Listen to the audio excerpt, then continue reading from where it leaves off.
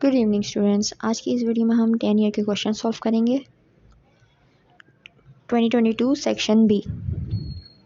अच्छा, तो पहला सवाल हमारे पास है कि कैश अकाउंट एंड लेजर और हुबाब traders during the month of March 2021 appears as follows. अच्छा, डेबिट और क्रेडिट साइड्स पे हमें कुछ ट्रांजैक्शंस दिए हुए हैं, उसमें आपको अमाउंट भी बताया है, क्या किया गया है वो भी बताया गया है, और किस तारीख को है वो भी बताया हुआ है। अब यहाँ पे टॉकिंग लिखा हुआ है, दरअसल ये टेकिंग है, प्रिंटिंग मिस्टेक है।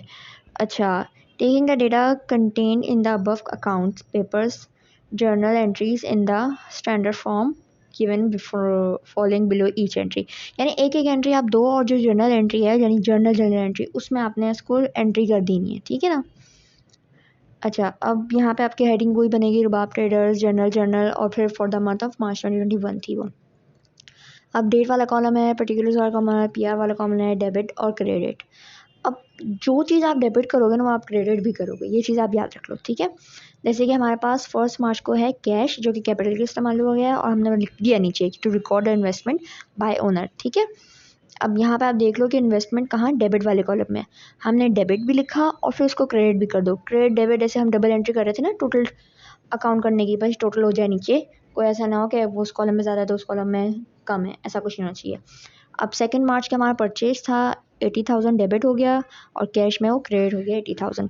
उसी तरह 10 मार्च का किया हमने कि 40,000 आपका डेबिट हो गया, 40,000 आपका क्रेडिट हो गया। कैश में आपका वो डेबिट हुआ, सेल्स में आपका वो क्रेडिट हुआ। अच्छा, आप लोग बोलोगे फिर मीन्स ऊपर तो आपने कैश को क्रेडिट भी कर दिया और परचेज को आपने डेबिट कर दिया, तो यहाँ पीछे आके देख लें वापस। अब हमारे पास जो परचेज है वो क्रेडिट में गया हुआ है, ठीक है।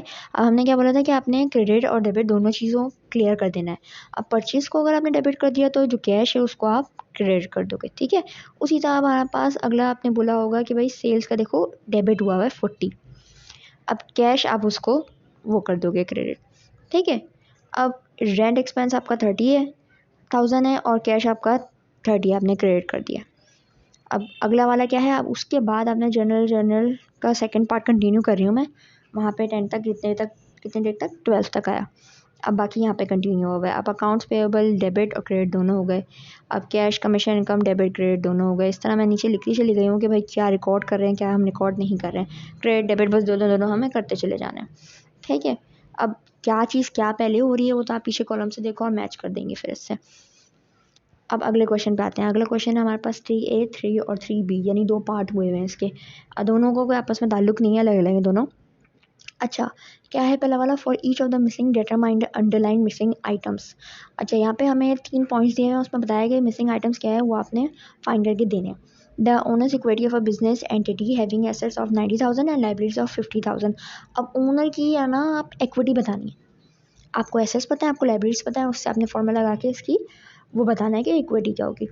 अब सेकंड पॉइंट है कि revenues of a business entity having expense of 80,000 and net income of 15,000, यानी रेवेन्यू पता लगाना है। अब थर्ड वाला है कि expenses of business entity having revenue of 75,000 and net loss of 9,000। अब एक्सपेंसिव पता लगाना है, इसमें रेवेन्यू और नेट लॉस आपको बताया गया है उससे। अब पार्ट बी क्या कह रहा है, पार्ट बी कह रहा है on January 1 2021 the amount of assets and capital were 80,000 and 70,000 respectively, find the amount of capital on January 31। यानी देखो, पहले तो आपको उसने एसेट और कैपिटल के अमाउंट बता दिए, ठीक है। फिर उसने बताया कि जनवरी 31 को, पहले अपने पहली तारीख का बताया, फिर पूछा जनवरी 31 को क्या अमाउंट ऑफ कैपिटल होगा। If the asset increase by 30% and liability decrease by 25%, ठीक है। अब इन्होंने देखो फॉरवर्ड स्लैश ऐसे करके लगाया हुआ है, इसका ये मतलब है कि इसको आप 130% के तौर पे अकाउंट लोगे। ये 1 दरअसल 1 था, ये स्लैश के तौर पे प्रिंट आ गया है, तो ये असल में 130 है, ठीक है ना। अच्छा, अब कंप्यूटेशन किए हमने, तो ऐसे हेडिंग बना लो आप, कंप्यूटेशन लिख के या फिर सिर्फ ओनर्स इक्विटी ऐसे भी आप हेडिंग चीज़ तैयार कर सकते हैं, ठीक है।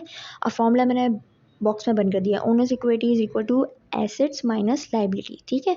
अब एसेट की वैल्यू 90,000 थी, उसकी 50,000, दोनों को माइनस किया 40,000 आ गया।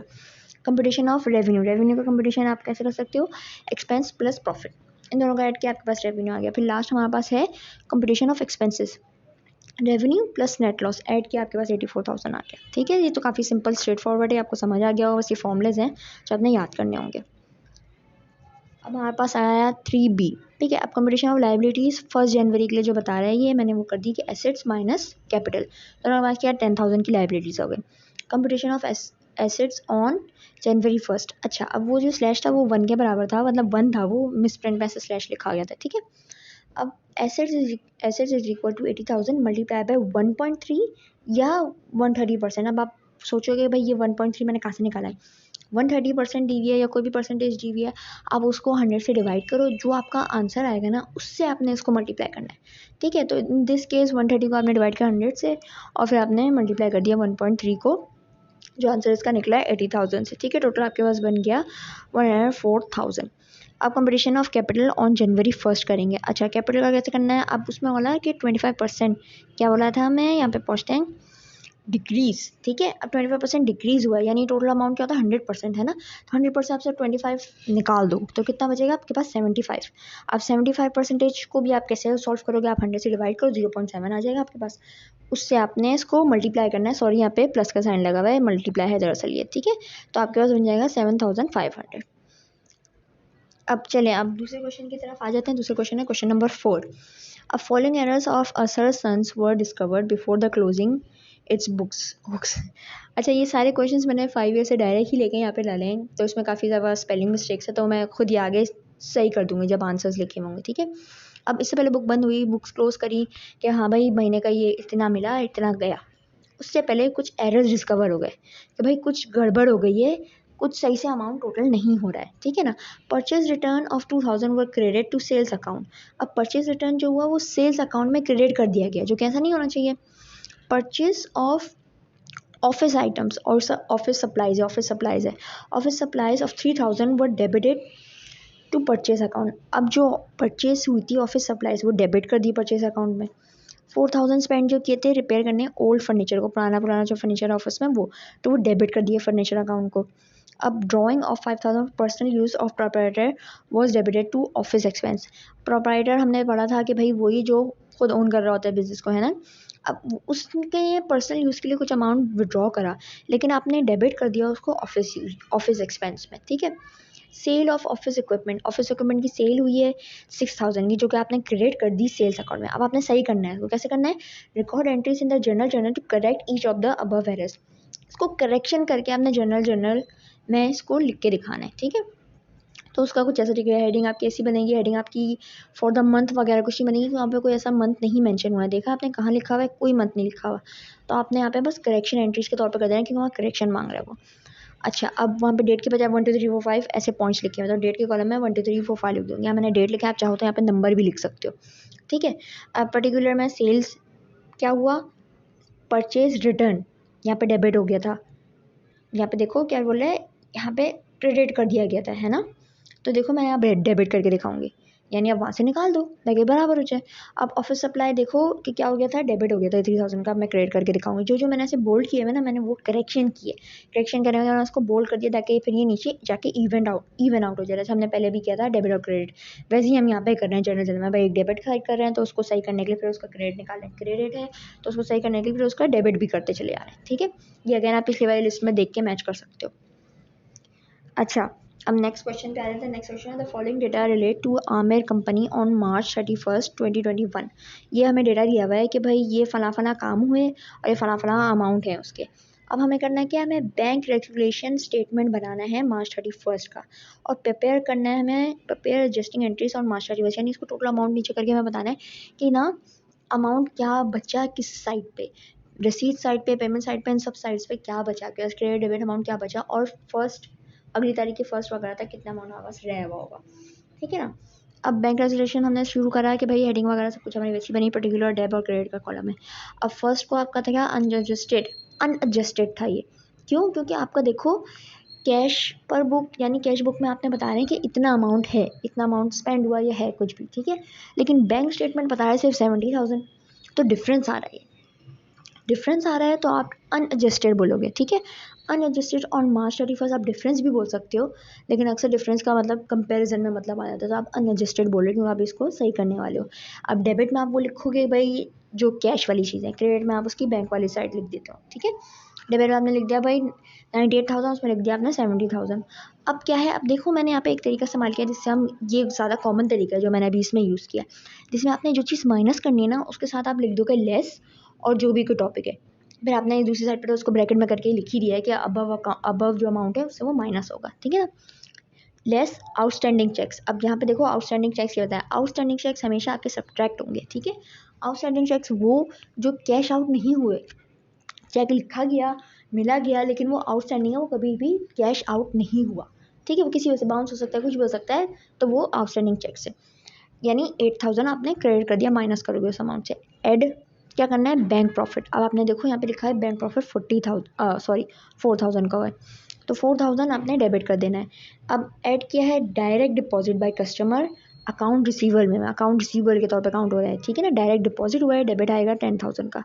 Direct deposit in transit, transit यानी चल किसी कंडीशन में से चल रहा हो वो, ठीक है ना। एक अमाउंट यहाँ से वहाँ गया हुआ है, कोई ट्रैवल एक्सपेंस या कुछ है, तो उसमें आप डायरेक्ट डिपॉजिट ट्रांजिट में कहोगे। 34000 का था, वो आप क्रेडिट के अमाउंट में चले जाएगा। डायरेक्ट डिपॉजिट क्रेडिट होता है, डायरेक्ट डिपॉजिट एक कस्टमर जो अकाउंट रिसीवर है वो डेबिट होगा। ट्रांजिट जब डिपॉजिट बोल रहा है तो वो क्रेडिट कर दिया जाएगा। अब लेस करना है आपने डिसऑनर चेक्स जो कि अगेन नहीं हुए, बाउंस होकर ख़राब हो गए हों, ठीक है, वो कभी भी पे नहीं होने वाले, तो वो डेबिट से आपके पास माइनस में चला जाएगा, ठीक है। आउटस्टैंडिंग है तो क्रेडिट हो रहा है, डिसऑनर है तो वो डेबिट हो रहा है, ठीक है, याद रखो आप। 18000 ऐड। अब ऐड करना है आपने इंटरेस्ट इनकम, यानी इंटरेस्ट आपने बैंक में कुछ जमा करवाया पैसा या कुछ भी किया है जिसकी वजह से आपको कोई इंटरेस्ट की इनकम आ रही है, यानी प्रॉफिट हो रहा है, कोई मुनाफा हो रहा है उससे आपको, तो वो आपके डेबिट अकाउंट में आ गया, 2000 का। अब अगली चीज़ मैंने क्या लिखी है, एडजस्टेड बैलेंस, यानी इन दोनों का टोटल करो। इन दोनों का जब मैं टोटल कर रही हूँ तो देखो दोनों बराबर हो जा रहा है, ठीक है। ये सारी चीज़ें प्लस हो रही हैं, जो ब्रैकेट में वो उससे माइनस हो जाएगा तो 96000 बनेगा।